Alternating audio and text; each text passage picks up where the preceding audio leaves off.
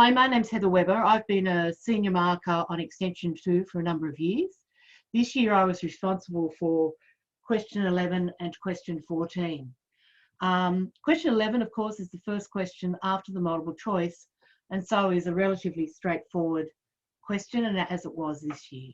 So the first part is to consider these complex numbers. W equals -1 plus 4i and z equals 2 minus i. And you had to evaluate the mod of W. Relatively straightforward, to take the square root of -1 squared and 4 squared and get root 17. And to be honest, except for a couple of silly errors, a couple of students who didn't know how to do this, pretty much everyone got it correct. So it was fairly well done.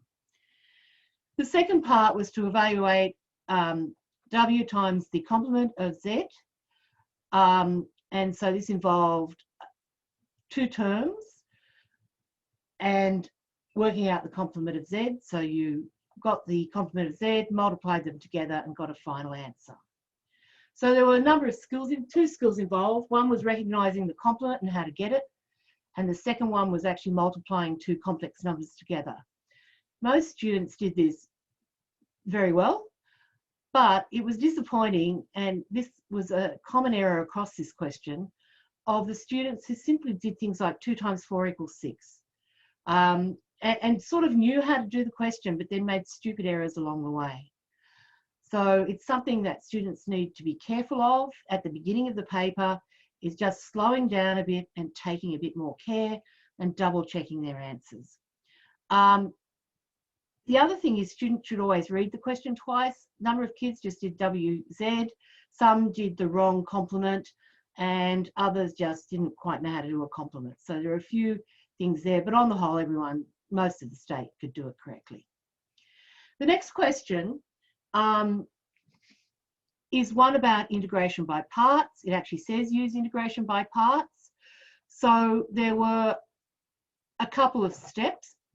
So integration by parts, you can either set up as is done on the right-hand side using u, v, dv dx, du dx, or, which shows my age, this bit here, which is the integral from 1 to e of log x d dx of x squared over 2 dx, which is clearly showing what you're doing in the question. You then have to apply the formula and get an expression, noting that it did have limits and the limits should be maintained throughout the question.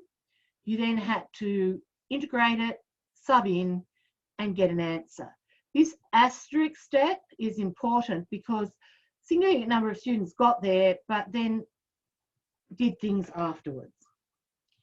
So the thing you had to do was find the appropriate function to complete the integration by parts. You then had to integrate by parts to integrate, and some students did the whole minus plus thing, didn't use the right formula. And then you had to evaluate using the limits. So the first thing was some students struggled to find the correct function. So they sort of had log 1 over x, but they had them all in the wrong places.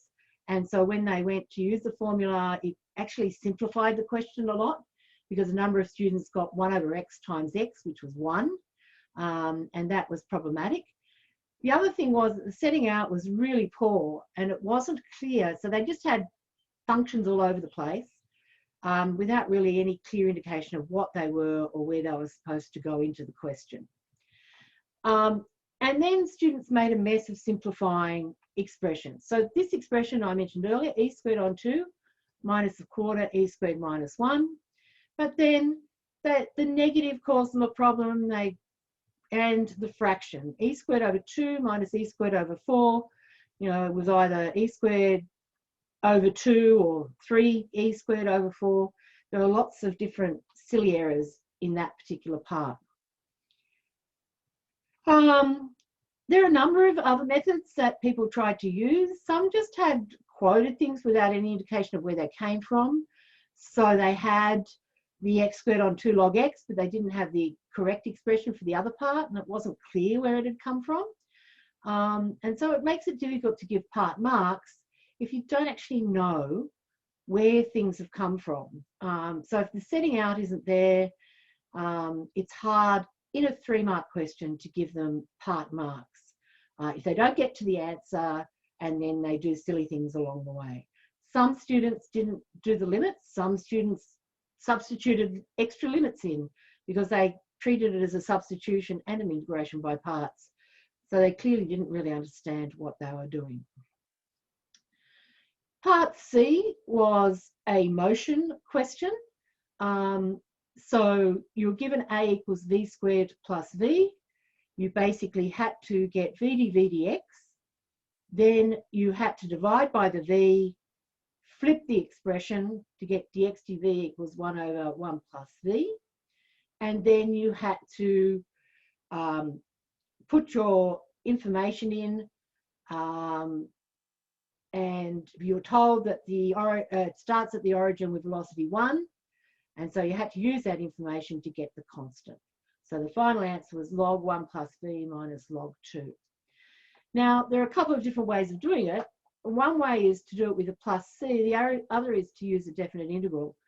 And quite often the definite integral tends to be a more successful method when students use it, and that's true particularly in question 14.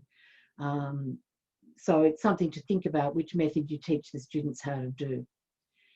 So the basic steps was to recognise that V dv dx was the most appropriate substitution for A.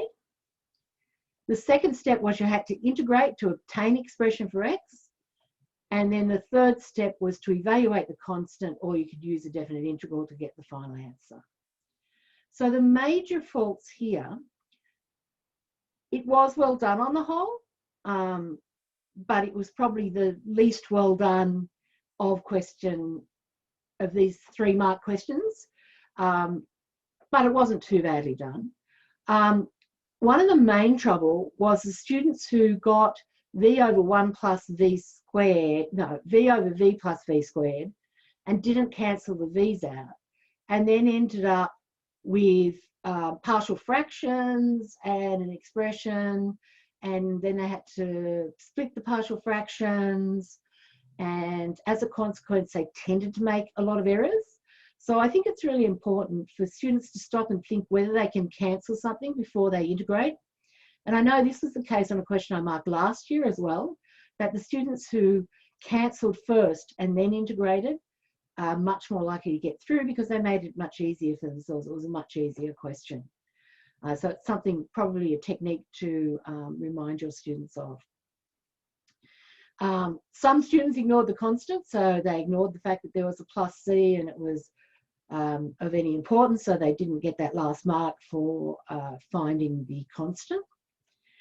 Now, some students tried to use dv dt without success, and they also tried to use ddx of a half v squared without success. You could actually do it using dv dt. It took a while, but you could get there in the end if you were careful. But it took a lot more effort and a lot more time, and I don't think I saw a single student who used that method to actually get to the end of it. So the skills you needed for this question, or the things that students need to do for this question, was they need to practice choosing the appropriate version of acceleration. And the questions I always say to the students that they need to think about is, what do I know? What is the question telling us? Here you've got an expression with V in terms of X. So the next question you have to ask is, what am I trying to find? So here the question was asking them to find X in terms of V. So obviously the V dv dx was the most appropriate. It looked like ddx of a half V squared might be appropriate, but you weren't integrating with respect to X. You needed to integrate with respect to V. So that one didn't work. So they need to have practice at just, here's an expression, which one would you use? Cancel before integration, if possible. Really important to make the question as easy as possible.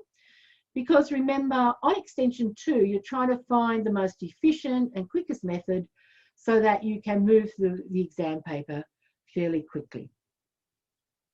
And then the other thing is that students need to evaluate the constant, or they need to use a definite integral.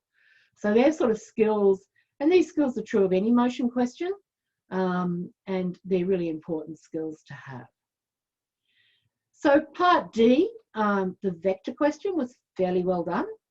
So obviously you're given two vectors, u and v, and you're asked to do something with u minus v and u plus v. So obviously the first step was to do those calculations and get a value for u minus v, u plus v. The second step was that they had to be perpendicular, so you had to make them equal to 0. And the last step was then multiplying them and solving them. And if I had to say which step caused the most problem, it was the last step. And it is a real worry when it really is, if I put that in front of a 2-unit student, they could probably do it. But for some reason, once you put it in front of an Extension 2 student, they make a mess of it. There was another method which involved mod u squared minus mod v squared. A few students used that, and that also worked. And then there are a few other variations on those methods. So the question had 3 components. You had to add and subtract the vectors. You had to recognize the condition for the vectors to be perpendicular. And then you had to multiply the vectors and solve the equation. So it was well done by most students. The major mistake, funnily enough, was expanding the quadratic and the negative sign. So a number of students ended up with p squared equals minus 9, and then ended up with complex values for p. Or they just made a mess and they said minus 8 plus 1 was minus, I can't remember, minus 8, minus 1 was minus 7. There was just terrible arithmetic errors across the board. The last question was in fact the worst done on the exam on question 11. It wasn't badly done, but it was probably the weakest. And so basically you had to solve this equation where a and b are real, and gain an answer for a and b, and then gain an answer for z. So students did this in different orders.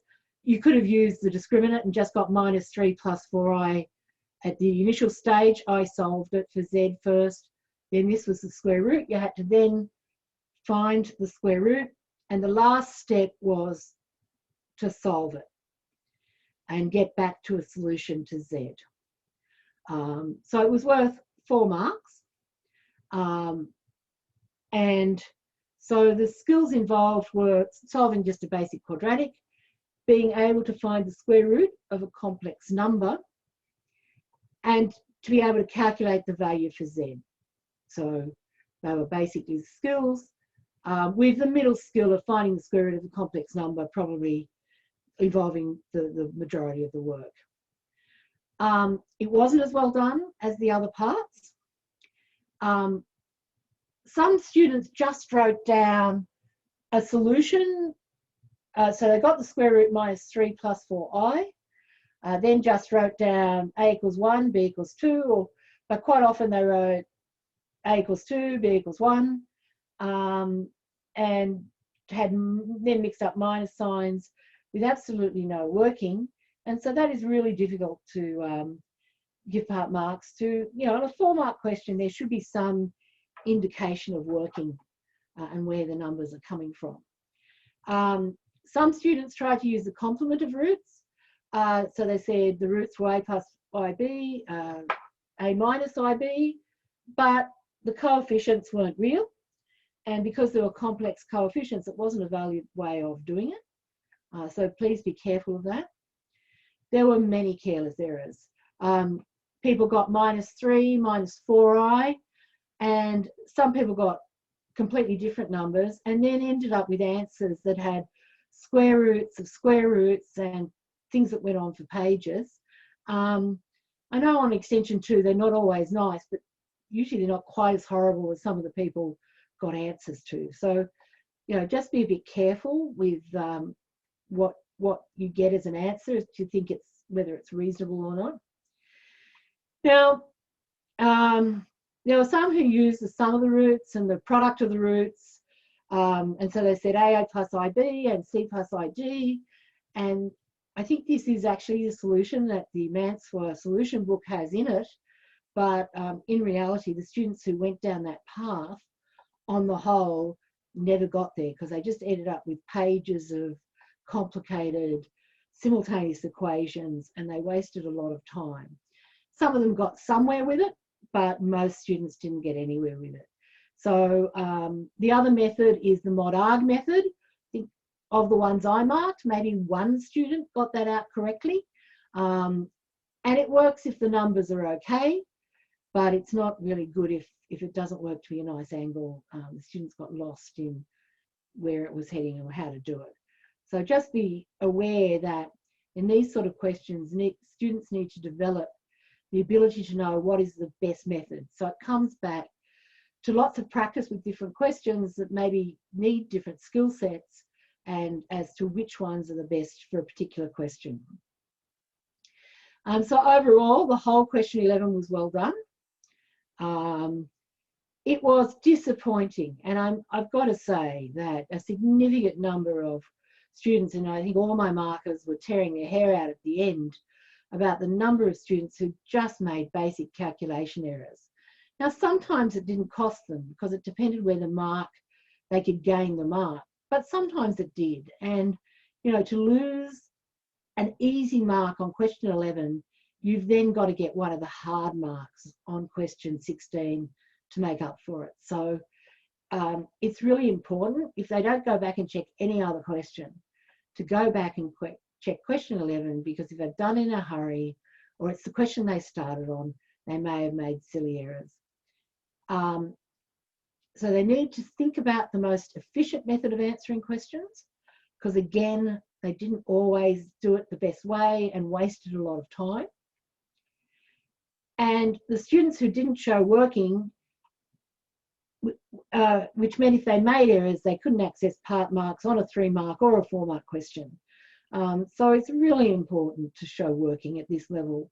You know, a 1-mark question, answer only maybe, but a 4-mark question with sort of an answer only. And on the last part, students got the right answer with the A plus IB, but then they couldn't actually put it into the Z equals. They just made such careless errors in this question. So the breakup of it was basically complex numbers in this question was 7, calculus was 3, mechanics was 3, and the vectors was 3, which is probably unexpected because usually you get complex numbers tends to be one of the easier questions. So that was question 11. Okay, so this is question 14. So the first part of question 14 was a complex number question again, but this was involving ETI-Pi3 and looking at a relationship between it and geometry, which always creates problems with students because they forget everything they learned in Year 9 geometry. So they had to explain why triangle OAB is an equilateral triangle. So what they had to do was they had to explain that if you multiplied by EVIP pi on 3, it rotates Z1 anti-clockwise through an angle of pi3 giving Z2, and that the mods were equal because of this rotation, because it's just the same line. And so you end up with an isosceles triangle with an apex angle of pi on 3, and so all the angles end up being pi on 3, and so you have an equilateral triangle. You could also prove the angles are equal by using vectors, because the mod of Z, you can prove the mod of Z1 minus Z2 equals the mod of Z2. So that was the general gist of what had to happen. Again, there are kind of a couple of extremes, but you had to understand the significance of EI pi on 3 in that expression, Z2 equals EI pi on 3 Z1. You had to know the properties of an equilateral triangle. So you sort of start off thinking, what am I trying to prove? I'm trying to prove it's either got all equal sides, it's got, you know, sort of angles of pi on 3.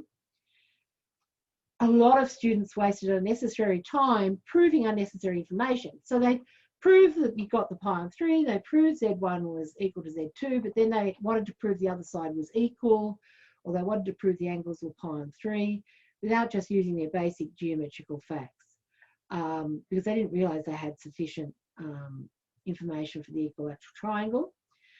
There are others who just stated things without really giving a reason, said, oh, angles are pi on 3, sides are equal, therefore equilateral, but they never explained why the angle was pi on 3 or how that was related to the expression. So it sort of went from one extreme to the other. There were those who spent pages and those who wrote it in one line, and both probably came out the worst. The second part of this question was extremely badly done. Well, relative to the rest of the question. I think a lot of students didn't really know where to start. A lot of students are hung up on saying Z1 equals A1 plus IB, Z2 equals A2 plus IB, whatever, instead of thinking about what it meant. And as always, it's part 2. So you would think that it has something to do with part 1. And so students should always think, how can I use part 1 in this part? And there were kind of 2 overriding methods. The first method was to realise that if you cubed both sides of part 1, you ended up with Z cubed, Z2 all cubed equals minus Z1 all cubed. You could then factorise that. You had to realise that, and you can make it equal to 0. And then you had to realise that Z1 plus Z2 can't equal 0. So the only possible answer is the second bracket, and that then falls out. That was by far the most efficient way of doing it, and pretty much anyone who realised that got it right, except perhaps if they didn't quite explain what they're doing. But the other method, there are a number of different ways of approaching this, but the second method was that you subbed it in, you converted it to cos and sine, you actually found the value, then realised that it became cos pi on 3 plus I sine pi on 3, which was e to the I pi on 3, and then you ended up with the right expression. Now, the only trouble with this method was a lot of students got to the second line and then just said it equaled ei pi on 3 Z1 without really explaining the relationship, and that was where students got caught out. Some did it left-hand side, right-hand side, which is the same basic method, but again really lacked an explanation of how you got from line 2 to the second last line. So I think it's important that students practice putting every step in. And I sort of go back to the thing I say to my students is that you treat the person marking it like they're a history teacher, and you have to tell them everything because they really don't know what it's all about. So you have to explain every step. And sometimes it's the stronger students who struggle because they think it's obvious when it isn't really obvious. So just they need to practice on this occasion. More was better than less. So there were basically the skills. You had to use the information in part 1 to recognise the relationship between Z1 and Z2. You either had to cube both sides or convert to mod arg form. Either of those worked, and then you had to prove the relationship. Though I don't think anyone who tried substituting Z1 as A plus IB got anywhere with it, except they wasted a lot of time. It was poorly done. Those who used method 1 were the most successful. Some students subbed in A plus IB, and that didn't work. A number of students skipped critical steps, which I've talked about. There was a whole heap of people who thought the cosine rule might be appropriate here, which didn't really go anywhere and wasn't very useful. So just be a bit careful of that. So part B. Part B was another motion question. Acceleration was given as 10 outside 1 minus kv all squared. And this caused a lot of problems. I think the k, I think it would have been 1 minus v squared. Most people could have maybe done it, but the k caused a lot of problem along the way. And the fact that k equals 0.01, so it was a decimal, which when you made a fraction, it also became problematic. I've missed a bracket, but never mind. So you had to find the velocity of the particle after 5 seconds.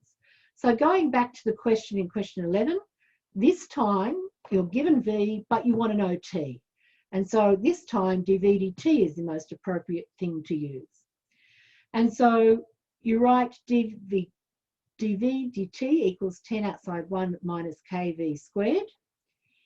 You then flip it, and you get t equals 1 over 10, the integral of 1 over 1 minus kv, 1 plus kv. That was the first step that a few people, they left the k squared in instead of writing as kv and kv in both of them. So then you had to use partial fractions. I've skipped, which I probably shouldn't have, but it would be good to have seen a bit of how you got that 1 over 20. But some people remembered it, so that was okay. So you got 1 over 20, the integral of 1 over 1 minus kv plus 1 over 1 plus kv. You then integrated it. Now, the k on the bottom here didn't appear on about 40% of the cases. Significant number of students were okay with the minus, but they just forgot the k as well. So you've just got to be so careful with the constants. Then you had plus c. And so you had to evaluate that constant. So if you've got t equals 0, v equals 0, so c equals 0. But you have to clearly indicate that you've done that. And if you look at the marking guidelines that are available on the NESA website, you'll see that to gain 3 marks, you had to evaluate that constant clearly. After that, it was a case of subbing in and then getting an expression involving velocity. So the other way of doing this, and I haven't got it here, but I know it's in the Mansfield booklet, is to actually do it as a definite integral.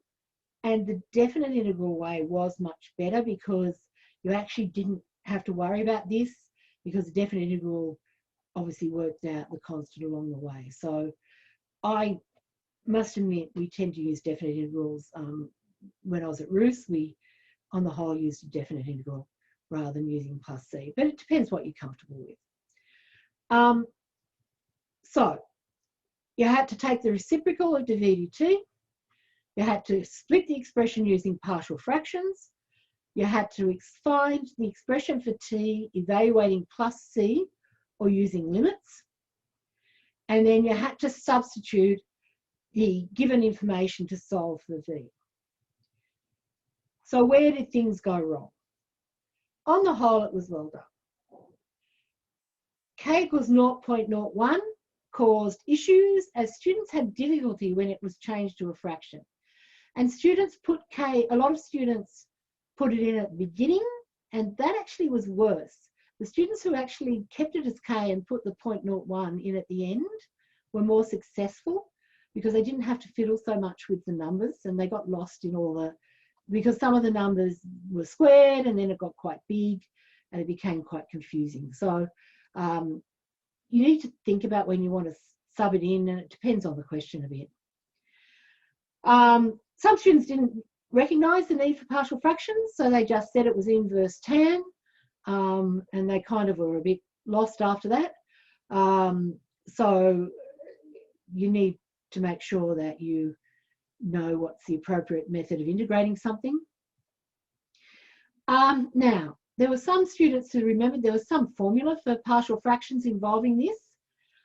So they used it, quite often badly, and then they forgot that that was just to get it as a partial fraction. You then had to integrate it. And so most of them then skipped because they kind of just assumed that that was their final answer. Or they remembered that it involved the integrating of it, but in doing that, they lost the K. So I think sometimes learning a formula for things, particularly for partial fractions, is good to check, but not to necessarily do the question. So just be a bit aware of that. And I know, you know, certainly showing my age, the Patel book obviously had a formula, and some of the newer textbooks do as well. But you've got to be able to show how to do it. So be a bit careful. The 1/k was problematic. A lot of students lost that K. And then they got funny answers at the end. Again, people made silly errors, you know, minus signs, because you had to expand things. You had to get rid of the log and put e to some expression, and they lost a minus sign, or they lost the 0.01. And so you ended up with crazy answers. And you need to think about the reasonable of an answer, because, you know, a lot of students got square root of negative numbers, which seemed unlikely. And some students just, the answer didn't make any sense. So, and if you get that, then you should think about, have I made a silly error somewhere, and check it. Some students actually tried to explain it away, which was nice to see, but it would have been better if they'd checked where they'd made their error. So that was the motion question. The next question was a relatively standard mathematical induction inequality question. One of the usual problems is that it was n greater than or equal to 2. So people need to be aware. Some people did it for 1, some people did it for 3. So you need to be aware of what the initial starting point is. So you have to prove that case. Then you have to assume true for n equals k and write an expression. Then you want to prove it for n equals k plus 1. And I think it's really important, this expression for k plus 1, because that allows you to know where you're heading towards. And be aware, it's not just one term, it is a series of terms. Some students sort of forgot about the initial terms and just had 1 over k plus 1 squared is less than k over k plus 1. And then that's, you're pretty much dead in the water because you've got the wrong thing that you're trying to find. So then you had to actually do the algebra. So here we have a tricky algebra expression. You know, there are lots of different ways of doing this. There are quick ways of doing it. And so you're trying to prove the left-hand side was less. So you've got the left-hand side is less than this expression from the assumption. Now, this was my marker's pet hate. This next expression is equal to the expression above. So it should then have equal signs. So the next less than shouldn't happen until the expression changes in some way. So this was equal to, you then, as I said, there were some quicker ways of doing this, but you can expand it. You get kq plus k squared minus 1. You then can simplify it and get this expression. A lot of students got to the expanded expression and then really didn't know what to do. A number of students made really crazy errors and really didn't get anywhere with it. Now then, from this step to this step, because you're losing the 1 over k plus 1 squared term, you need to explain why you've lost the term and the fact that it is now less than that, the expression you want. And then you need your final statement. But I mean, it's pretty straightforward these days. You just need to say by the process of mathematical induction it's true. So what was involved here? What was involved was you had to prove the base case. You had to assume true for n equals k and then prove true for n equals k plus 1. And one of the things I should show back here is from POPK. So you really need to show where you have used the assumption and to state that that's what you've done. You need to say from assumption. So you assume true, you clearly show where the assumption is used. The base case was well done. Some did n equals 3, some did n equals 1. Some couldn't do arithmetic correctly, but then claimed it was still correct, which it wasn't. Most students knew what was required for induction, so most students knew the process. The problem with the students who had the less than was that all the way through was it wasn't clear at what step they'd taken terms off and how valid it was for taking the terms off. So I think it's really important that students write that clearly. So those who worked left-hand side to right-hand side were by far the most successful. There were then those who swapped sides, who, like some, subtracted it and tried to prove it was less than naught or greater than naught, depending which way they went. They were okay, but some tried to solve it by just sort of subtracting things, adding things, doing things that showed they really didn't understand what they were trying to do. So I think it's always really important to go left-hand side to right-hand side, or clearly show that you're doing left-hand side minus right-hand side is greater than naught or less than naught. But some sort of combination of the rest it's really hard to follow. So I think that needs to be worked on. Students need to clearly indicate where the line below followed from the line above and where a term had been discarded and why. Why were you able to do that? That was really critical. You know, the term's positive. So if you subtract a positive thing, obviously it's going to be less than. So it's really important the setting out of these questions, and that just involves a lot of practice. And to be honest, a lot of, when you're marking, picking them up on them not setting it out correctly. The other thing was students sort of did bits and then they obviously wanted to do the algebra. So they had algebra on one side. On the right-hand side, they'd try and expand the expressions. Somehow they'd lose the denominator when they came back. Or they had half of it on the left-hand side of their page, a bit on the right-hand side, then somehow skipped a few steps and got to some expression. So it's really important the setting out in these induction questions, and it just needs practice of different ones. And then there was just students who the algebra was bad. The squaring of an expression, the minus signs again, and how to cancel things and not realizing you could cancel things. So it's something that, you know, algebraic fractions seem to be a problem, so they need a bit more practice at that, because you need to practice putting algebraic fractions over common denominators. So they were the main part of the questions that needed help. But on the whole, the students obviously know how to do mathematical induction, but it's about presentation and the setting out of it and the algebraic fractions. So the last question was actually significantly, most people got 2 out of 3.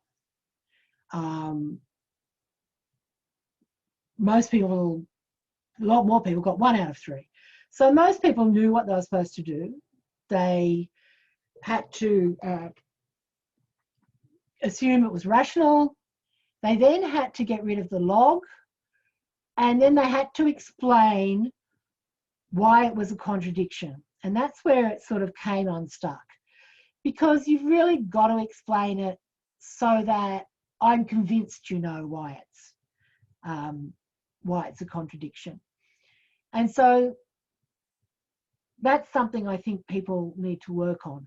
There were a couple of methods you could do. The first one, and the most common one, was talking about even and odd numbers. The second one was to actually do an expansion and then show that n was a factor +1, and so it couldn't be a factor of both sides. Then there were millions of other ways that people tried to do it. So you had to assume the expression was rational. You had to rearrange to obtain an expression without the log. You then had to prove the contradiction. Most students could assume rationality. Some students tried to do it by mathematical induction. Yeah. We did come up with a proper solution by mathematical induction, but it wasn't nice. And you had to use contradiction in it anyway. So it's not a method I would go down. Some had trouble removing the log with the power. So I think a log to a base other than E was part of the trouble. And because the power ended up being P over Q, or whatever it was, whatever letters people had used, they then had trouble working out how to rearrange that. So I think logs to other bases other than E, and involving fractional, E involving fractional things, a bit of practice on that I think is important. Now, I believe it's the Cambridge books that use rational as M over N rather than P over Q. And that's fine, except when the original expression had, I'm going to go back because what did it have in it? It had an N. So the original expression had an N in it. So then we have the log of N to the N plus 1 equals M over N. And then students got completely confused about the fact that they had these two N's, but they meant different things. So please, make your students think about the letters they use. Don't use a letter that's already been used because it can get confusing. So it's something to be careful of. The log to the base N caused some confusion. Students just assumed it was to the base E and missed the fact it was to the base N, or they simply didn't have any idea how to remove a base N. So it's definitely an area that needs more work. Now, it was the last part that was the problem. And it's about being able to explain clearly and precisely why there's a contradiction. A lot of people had the fact that one side was even and one side was odd, because you had N and N plus 1. But they didn't address the fact that it was raised to a power and what happened when an odd number was raised to a power. So by not addressing it, they haven't really fully answered the question. So it's something you need to really be careful of. The other thing was people kind of went by the fundamental theorem of arithmetic, of algebra. There are a whole lot of fundamental theorems, but they didn't actually explain how it related to the question. They just stated that as a reason. A couple of students did. They explained what it was and how it related to the question. But on the whole, students, they need to explain that they really understand what the contradiction is. And if you're going to quote something, some sort of theorem, you need to really account for how it addresses the question, because it's quite a weak area. So I think this last question looks good on paper, that has a reasonable average, but in reality, that third mark really differentiated the students, because it was only gained by the really better students. So it's something, I think, it's a new topic, so it's the first time everyone taught it, so everyone's sort of on a learning curve with it, and so I think it's something that needs continued practice. So this particular question had, again, more complex numbers, 5 marks worth, 4 marks of mechanics, and unsurprisingly 7 marks of proofs, because of course proofs is one of those new topics. So I hope you can practice some more with some of that to get the students prepared for next year.